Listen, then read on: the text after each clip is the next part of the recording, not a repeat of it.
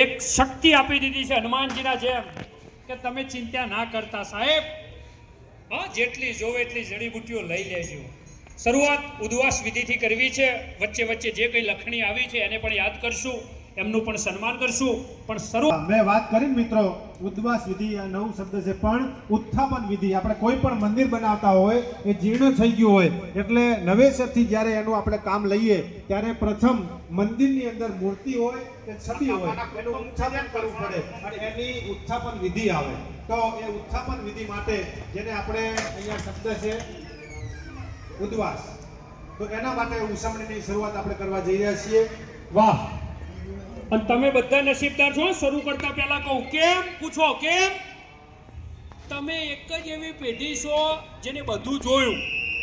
2016ની નોટબંધી જોઈ, કોરોના જોયો, લોકડાઉનની થાળીઓ જોઈ, ભૂકંપ એ ભૂકંપ